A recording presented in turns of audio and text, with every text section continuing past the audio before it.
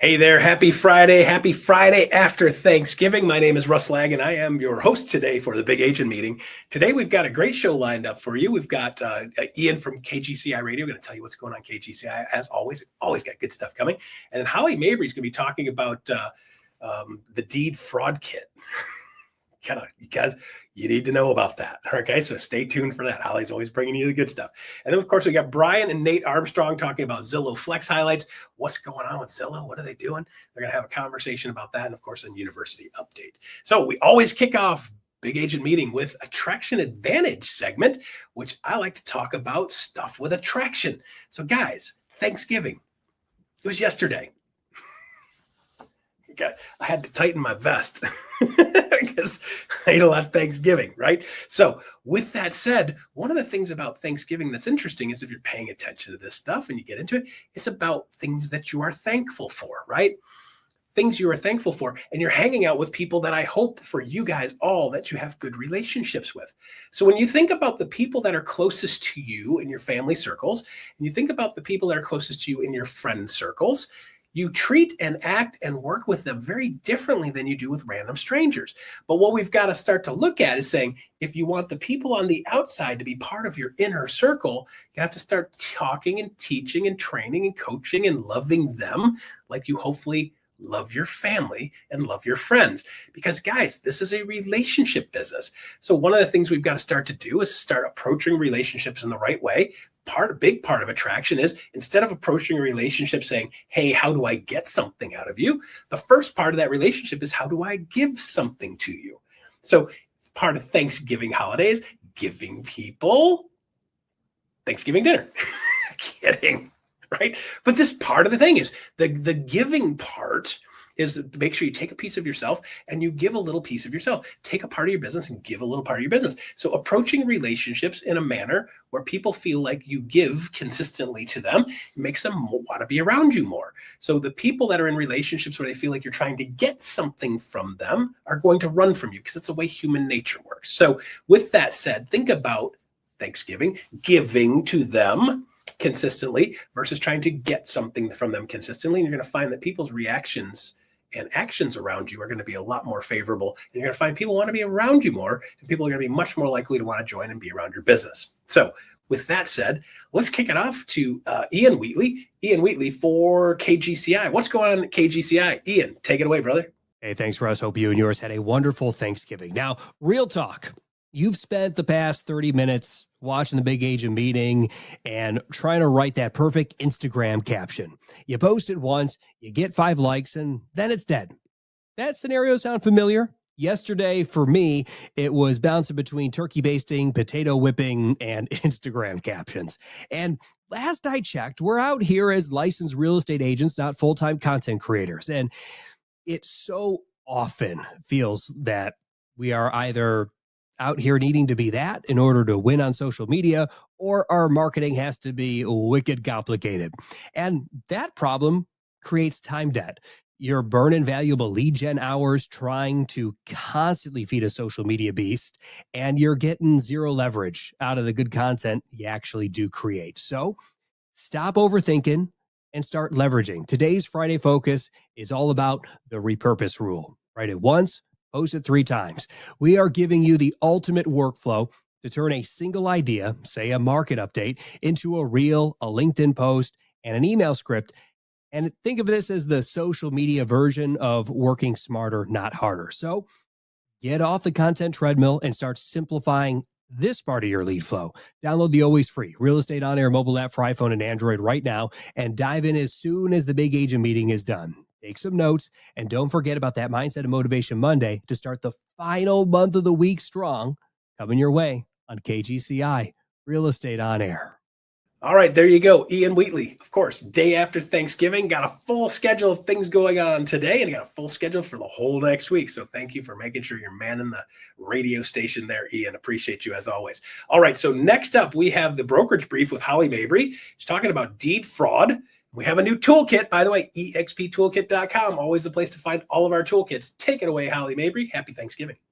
I hope you all had an amazing Thanksgiving and welcome back. I know we're headed to more holidays ahead. But I was at the National Association of Realtors convention just a few weeks ago. And what was so interesting about it is we are continuing to see that ability for us to proactively protect our clients is so needed. And this is where I wanted to give you some tools as you look at your business going into this next year. This was a survey that came out, and this is title and deed fraud in the last 12 months. The Northeast continues to pick up. And what was so interesting here is vacant land is the most common that we see deed fraud in. But this is what's interesting. It's happening in subdivisions. These aren't big tracts of land that are out of town. This is in a subdivision where you could see house, and a vacant lot. What's important here is how we stay proactively prepared and have conversations with our clients or prospective clients, and we just understand. So the types of properties, usually we're seeing the residential land. We are starting to see a rise in detached single-family homes, especially if they've been used as a vacation home or something along those lines. So really be thoughtful. You should be kind of consistent in your business across the board. Now, current policies and solutions that we're seeing in a lot of places that are really helpful, the electronic notification system.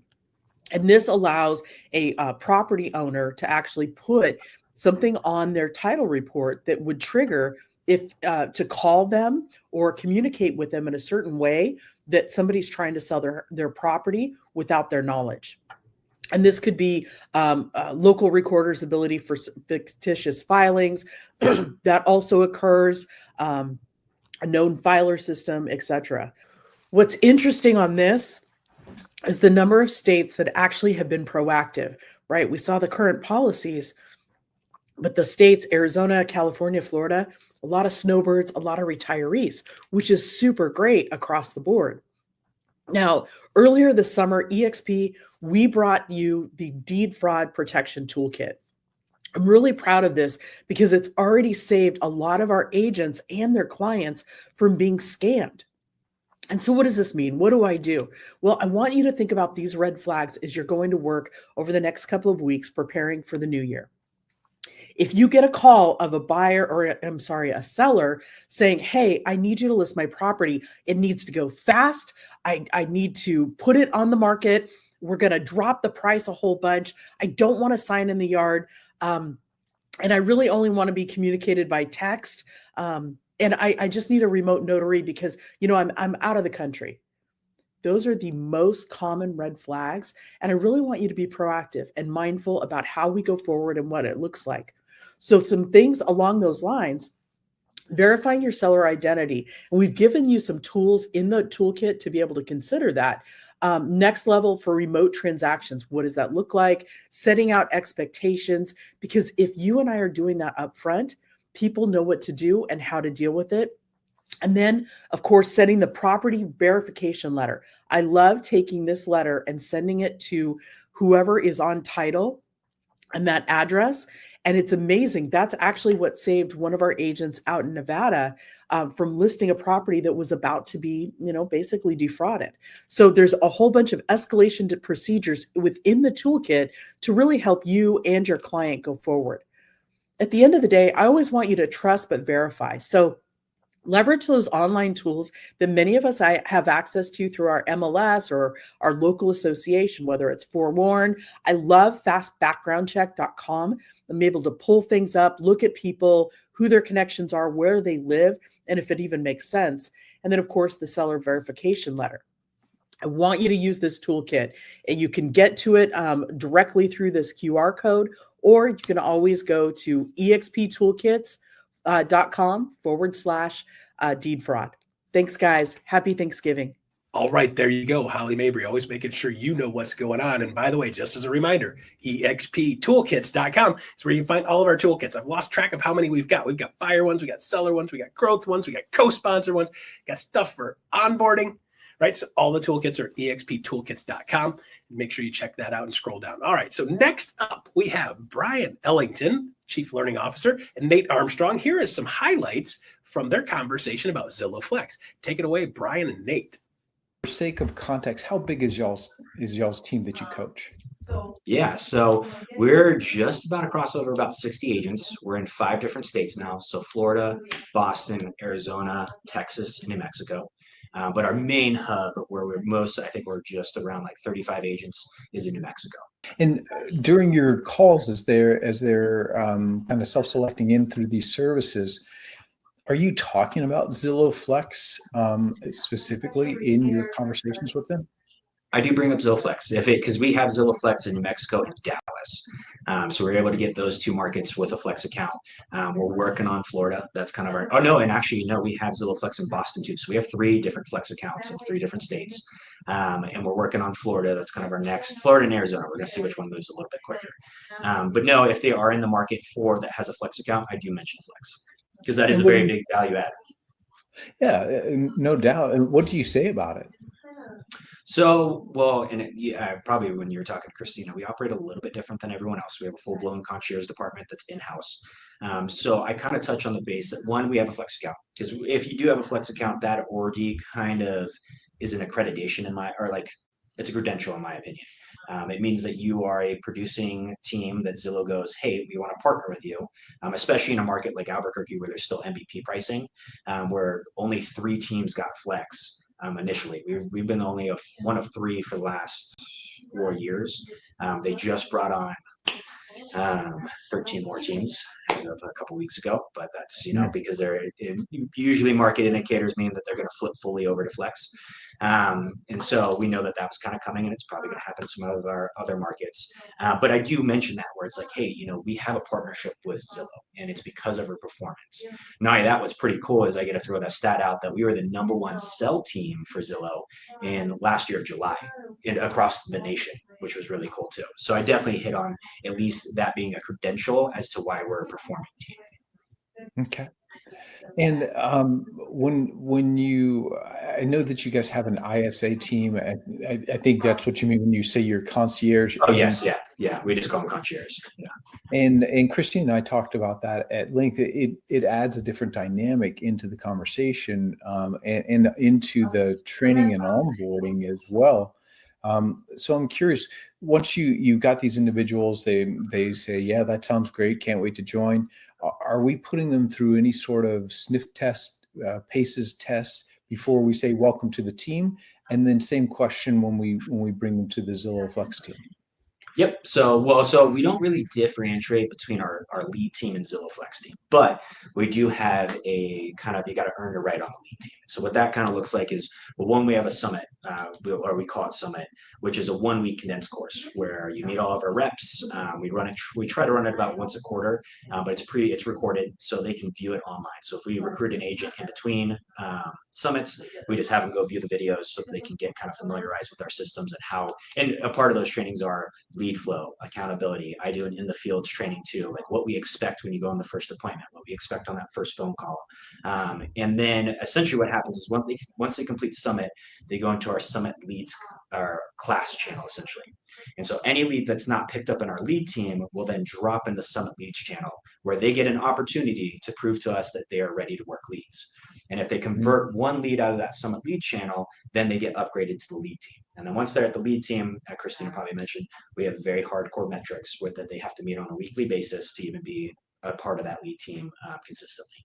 Can I switch gears with you? I want to ask you about coaching to conversion. So I've been talking to these top converters, and you have several on your team that distance themselves from the rest of the team in terms of their conversion metrics. What is it about them that lends itself to that? And how do you train and coach to that for the next group? So what I've realized is I coach this till I'm blue in the face. Follow-up is everything, but intentional follow-up. There's a huge difference between follow-up and intentional follow-up.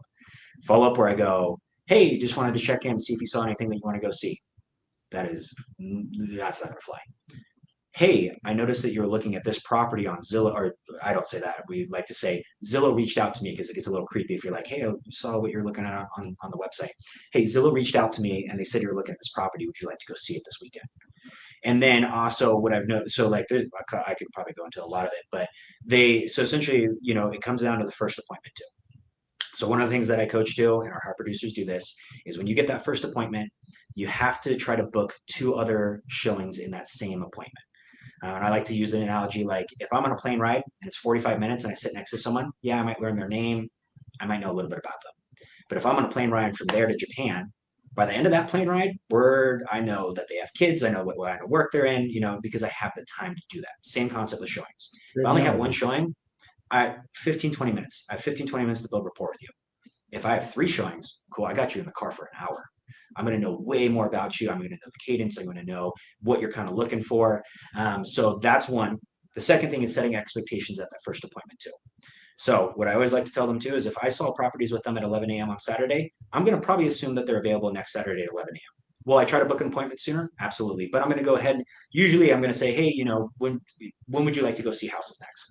And if like, I don't know, I'll have to check my appointment or I'll have to check my schedule. Well, do you think you might be available at the same time this week, next weekend? It seems like you might be available on Saturdays. Yeah, I typically am. Okay, perfect. What I'm going to do is I'm going to go ahead and block out an hour for us next Saturday and just expect I'm going to be sending you a list of properties. And I always tell my agents too, this is one of the other things that I think is for our higher converters, they do it too. I'm not going to send you 15 properties. That's analysis paralysis. What you do, I like to use the analogy of like an ice cream shop. If I walk up to an ice cream place and there's 31 different flavors, I'm pretty concise if I'm going to pick one real quick.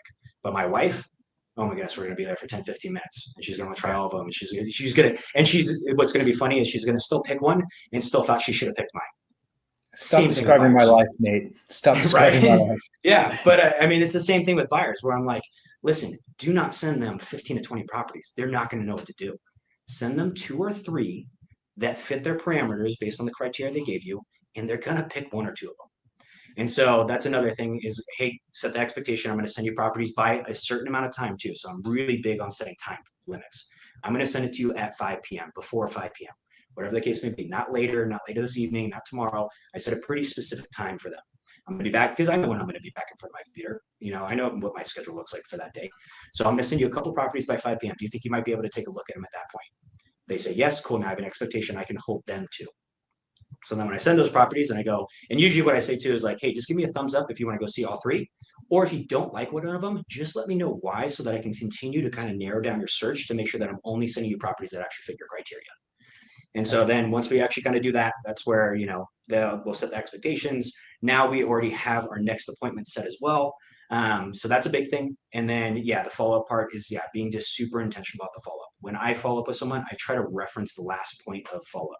And if like, say they're like, we're going to go on vacation for 2 weeks, whatever the case may be, I'm going to mention that in 2 weeks, but I'm also going to set the expectation. Cool. Is it okay if I follow up with you that Wednesday when you get back, give you a couple of days to kind of settle down? Again, I'm setting a specific time. So what I've noticed with our highest producers is they're super intentional with their follow-up and they're doing all of that stuff with every single lead. And you're going to have people fall off. You're going to have people ghost you. It's the name of the game. But if you do it with every single lead, your conversion is going to be way higher than if you were to try to guess and choose who you're going to do it with.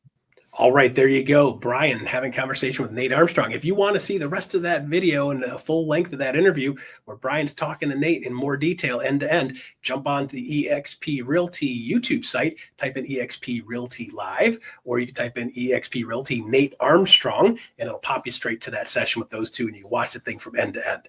All right, next up, we have the one and only Alyssa Specht talking about what's going on at the university. Take it away, Alyssa. What's up, Big Agent Meeting? Alyssa Specht here, back with your weekly University Spotlight. My friends, next week is going to be fire. We've got fresh strategy. We've got some solid systems and all the tools that you need to keep your momentum rolling. So let me give you the rundown of what to expect next week, starting with Monday. Monday, we have Level Up with Livia Petro. So get ready for a masterclass in modern lead generation. Now, Livia is a creator with over 44,000 followers on Instagram, and she's here to show you how to turn Instagram Reels into a consistent lead machine. So she's going to talk about how she generates hundreds of leads a month and give you the blueprint there. And she'll talk about how to set your profile up that will help you boost your visibility and how to convert viewers into clients. So guys, you do not want to miss that. Again, that's Monday on Level Up. Now let's take a look over to Tuesday. Tuesday, we're back with another AI Accelerator. The Accelerator keeps getting better, and next week we're diving into the automated marketing systems that generate leads while you're out there living your life. So make sure you go to expuniversity.com to enroll in that. Again, that's Tuesday for the AI Accelerator. Now let's take a look over to Thursday. We've got another EXP Executive Masterclass, this time with VP of Brokerage Operations, Lauren Coleman. Now, Lauren brings 2 decades of leadership experience, and she's going to cover how disciplined operations fuel growth, how to use your leadership to empower agents, and systems that will help you scale without the chaos. So if you're growing a team, if you're growing a business, if you're growing your own leadership skills, this is the session for you. You do not want to miss this. All right, let's take a look at Friday. We're going to end next week strong. Back again with our big agent meeting. You guys know the drill by now. You bring the coffee, we're going to bring the value. Every single Friday, we are back here, so make sure that's added to your calendar. But that's not it for Friday. We are back again with the Lab podcast. So this week, we sat down with Brandon Vincent. He's a top producing agent. He's a team leader, and he's a creator of the Doing It Different approach. So he's going to talk about how to build a scalable client-first business, how to use video content intentionally, and why consistency always wins over gimmicks. Guys, you've got to check this out. That's the Lab podcast on Friday. So we've got a lot coming up for you this next week. Make sure you tag your team, add this to your calendar, and I'll see you there. All right, there you go. Alyssa, thank you very much. University still killing it. Got so many things going on. Even during the holiday season, they got a bunch of stuff going on. Appreciate everything that you guys are doing. All right, so there you go. There's the Thanksgiving episode, the day after Thanksgiving episode. It is Black Friday. Go out and do some shopping. Get some stuff that's nice. Getting lined up ready for Christmas time. Right now is a time to be connecting with family, connecting with friends, connecting with your clients and past clients and future clients, making sure you're building stronger relationships as you go. So with that said, here's a QR code. Let us know how we did today on the day after Thanksgiving. Let us know how we did. Give us a rating on a scale of 1 to 10 and give us some feedback. Let us know if you want to add any details. We'd love to see those details. You want to send something in funny? Put that in there too. Always like those also. All right, there you go. There is the Good Friday. The Black Friday. It's not Easter yet, man, but it's around the corner. There is day after Thanksgiving. I'm still in a half a turkey coma. I will see you guys next week on the Big Agent Meeting.